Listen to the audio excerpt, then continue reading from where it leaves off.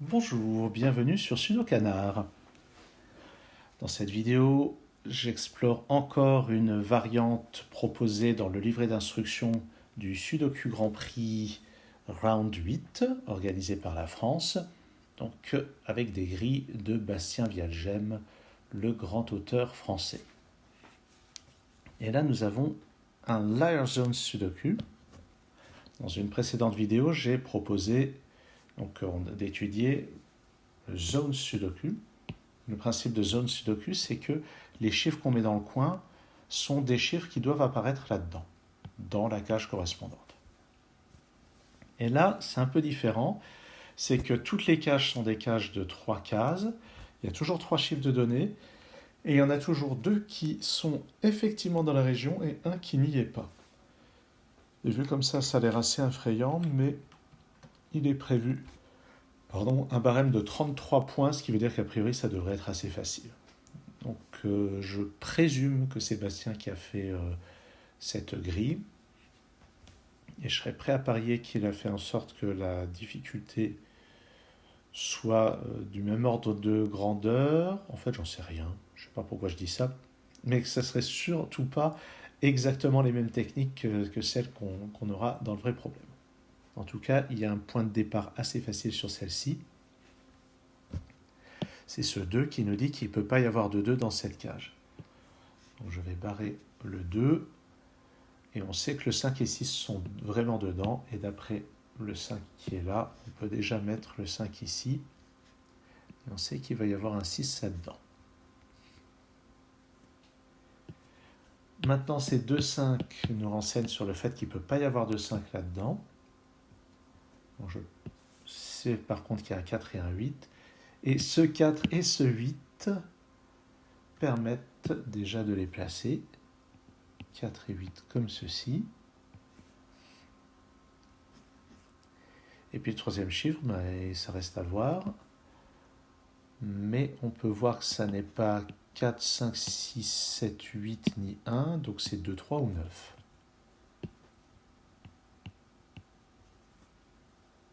D'ailleurs, si on regarde bien, 2 et 3 ne sont pas là-dedans, donc 2 et 3 sont parmi ces 3 cases le long de cette ligne.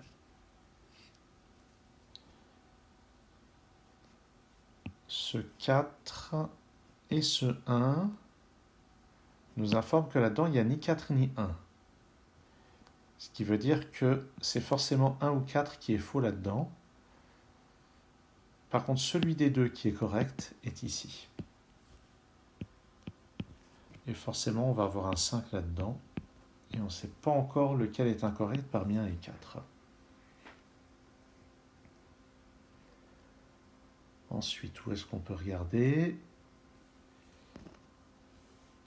Dans les 8, on les a.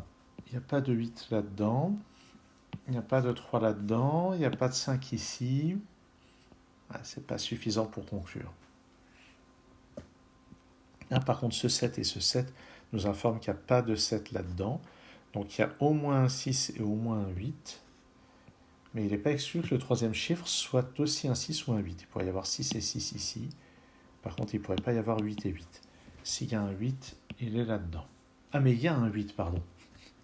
Il y a un 8, il est là-dedans. Et il y a au moins un 6 et on ne sait pas encore où il est. Et on ne sait pas encore si éventuellement il n'y en aurait pas deux. Genre 6, 8, 6, comme ça.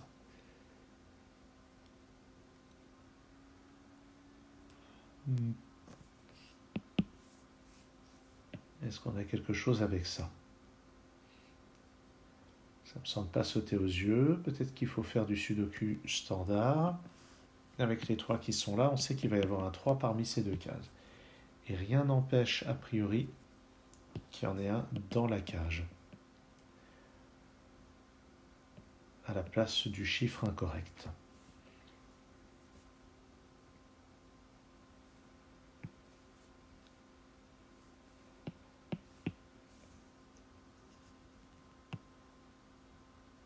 Le 4 qui est là nous dit que je n'ai pas de 4 là-dedans, je n'ai pas de 4 ici non plus, donc j'ai un 4 ici ou là. Ça n'a pas l'air très exploitable quand même.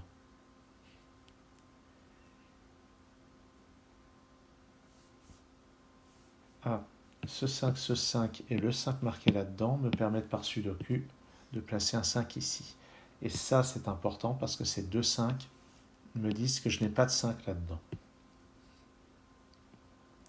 Par contre, j'ai un 8 et il ne peut aller que là. J'ai un 3, il ne peut aller que là. En exploitant ce 8 et ce 3.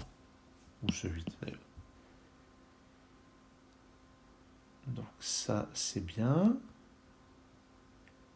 Ce 8 me permet pardon, de décider qu'ici c'est un 8. Et la bonne nouvelle, enfin, disons la nouvelle en tout cas, c'est que donc il y aura un seul 6. Il y a un 6 parmi ces deux cases, mais il y en a un seul. Je vais le noter à cheval sur les deux. On ne sait pas encore quel est l'autre chiffre, juste que c'est pas un 7, mais bon, ça se voit. Hein. Maintenant, 8, 8 et 8, j'ai un 8 ici, qui est à la place de 1, 5 ou 9. Lui, ça peut... aucun des deux ne peut valoir 1 d'après ça. Donc grâce à ce 8, je sais maintenant que c'est 1 qui est faux. Donc il me faut un 5 et un 9, et d'après ce 9, je peux placer 9 ici et 5 là. C'est pas très compliqué, mais c'est élégant. Et ça fait à peu près une demi-heure que ce 5 ici me nargue, et certainement que vous vous moquez de moi, et vous avez bien raison, puisque j'ai dit ouais, il y a un 5 parmi ces deux cases, et j'avais pas fait attention à ça. En fait, j'ai un 5 tout en bas.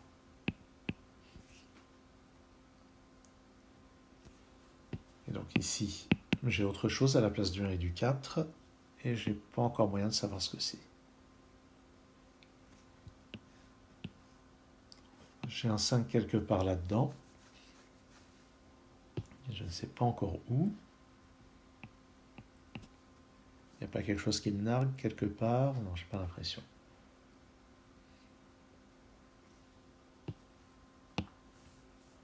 Le 6 ici. Ah oui. Ah, exact. J'ai un 6 là-dedans, j'ai ce 6, et j'ai ce 6. Donc en fait, dans ce bloc 3-3, le 6 ne peut être que là.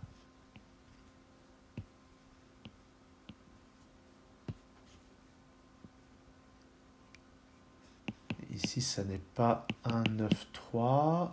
Il ne reste que 2 et 4 comme chiffres envisageables pour cette case.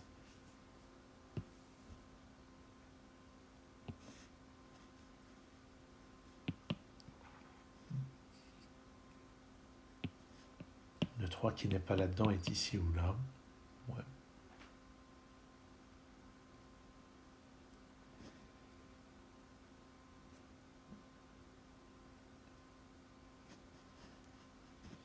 Où est-ce que je peux regarder? J'ai pas grand chose à propos de ça. Je sais juste que j'ai pas de 6 là-dedans. Je peux l'avoir ici. Et je peux aussi ne pas l'avoir.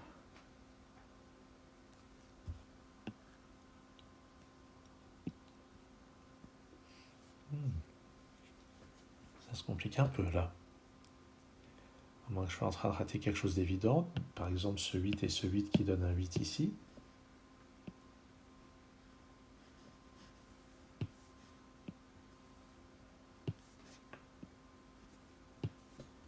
Ce 4 ici qui me dit que j'ai un 4 parmi ces deux cases. Le 1 ici. Le 7 ici qui me dit que j'ai un 7 par là. Donc entre ce 7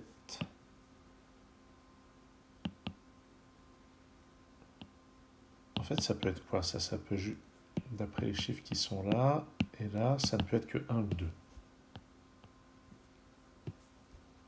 Donc, sur cette ligne, il manque 1, 2, 9 et 7. Donc, je vais avoir 9 ici ou là, 7 ici ou là.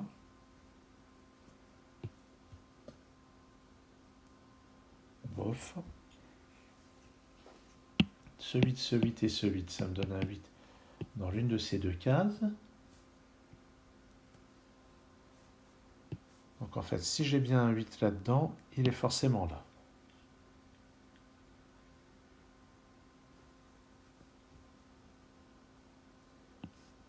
Ce 7 me dit que j'ai un 7 parmi ces deux cases. Maintenant, avec ce 7 et ce 7, j'ai un 7 parmi ces deux cases.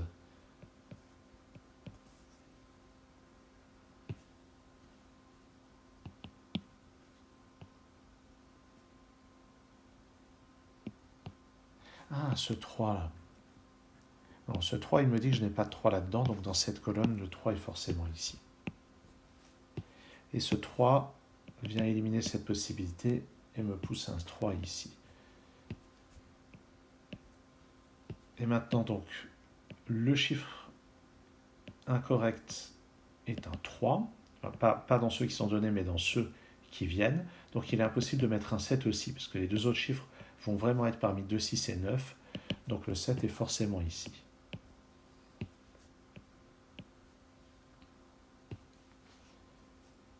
Et avec ces deux 3, je peux en placer un ici.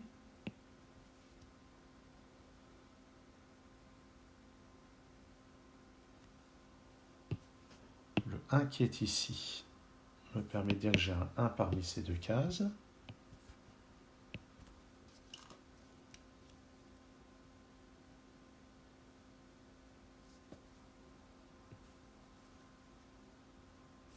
Sur cette ligne, il me manque 1, 3, 4 et 9. D'après ce 4 et ce 9, ici c'est 1 ou 3. J'ai 4 ou 9 ici, d'après ce 1 et ce 3. Ici, d'après ce 1 et ce 4, c'est 3 ou 9. On voit qu'il y a peu de possibilités en fait. 1, 4 ou 9 ici.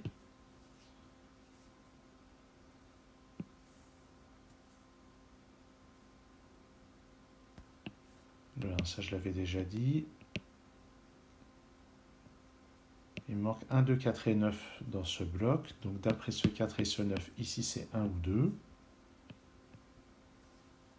Il faudrait peut-être que je me reconcentre un petit peu sur la contrainte. Ah, les 8 ici. J'ai un 8 parmi ces deux cases, mais je sais déjà que ces deux chiffres sont parmi 2, 6, 9. Donc le 8 doit venir ici. Ce qui me place un 8 ici en utilisant les petites notes. Donc maintenant je sais que dans cette cage, je n'ai pas de 8. Donc je dois placer un 2 et un 6 quelque part.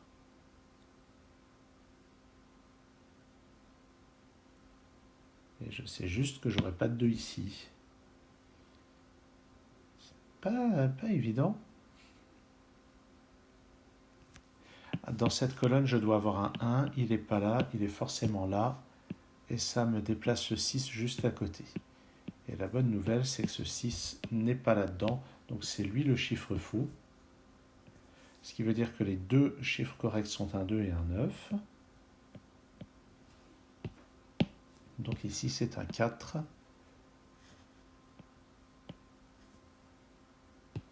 Et dans cette colonne, il me manque un 7 ici, ce qui ruine tous mes plans.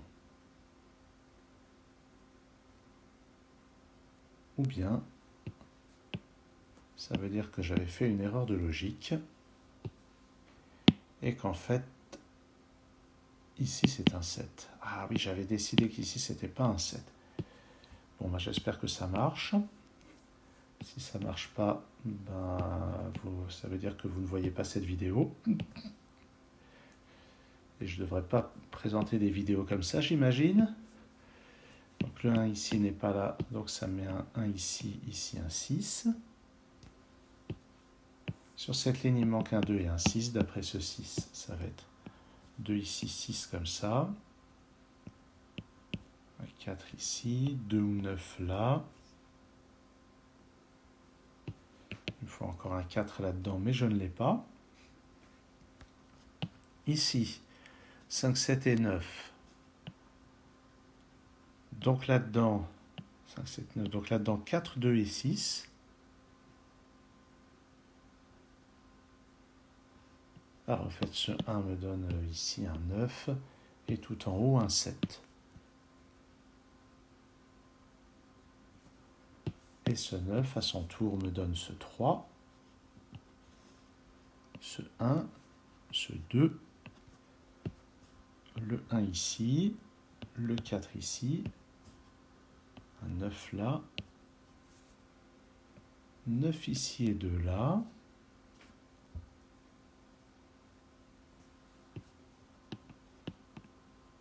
Il me manque 5, 7 et 3 dans la colonne. D'après ce 5 et ce 3, c'est un 7 ici. 5 là, 3 là. Donc j'ai 2 et 6 ici, les deux chiffres bien placés. Un 4 ici. Le 9 qui est là me dit que le 9 de ce bloc est en fait ici. J'ai 2 et 3 par sudoku. Ici un 1. Ici il me faut 2 et 9. D'après ce 2, c'est 9 ici. 2 là. Ce 1, je ne sais pas combien de temps ça fait qu'il est là. Mais ça me donne le 4 ici et le 1 là.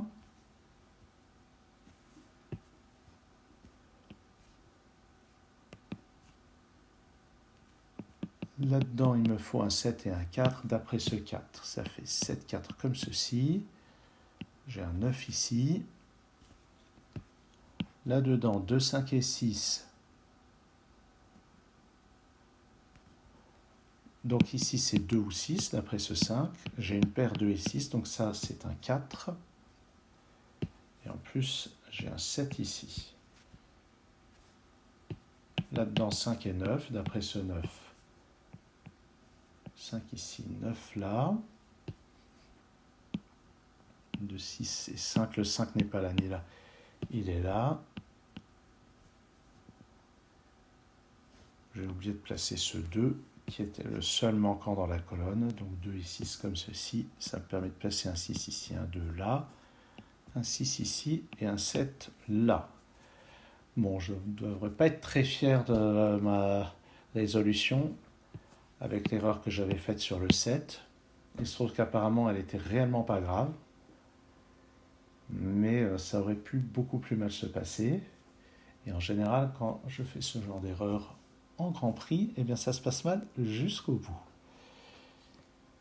Donc ce problème n'était pas immensément difficile, mais bon, il faut voir les choses quand même. Et ma lenteur venait de ma lenteur habituelle en sudoku classique, grosso modo. Donc, vraisemblablement, j'ai certainement pas intérêt à aborder ce genre de problème. Par contre, ça donne peut-être une idée de ce qui peut rendre difficile le zones normal sans les chiffres menteurs. Puisque là, dans la plupart des cas, j'ai assez vite trouvé quel était le chiffre incorrect dans la liste, ce qui ne me permettait pas instantanément de voir où se placer les bons chiffres. Ça veut dire qu'il peut y avoir des difficultés logiques, des difficultés d'organisation dans un problème standard non-liar. Eh bien, ça sera tout pour cette exploration du livret.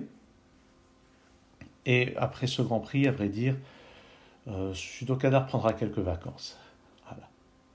Merci d'avoir suivi cette vidéo et à un de ces jours sur cette chaîne.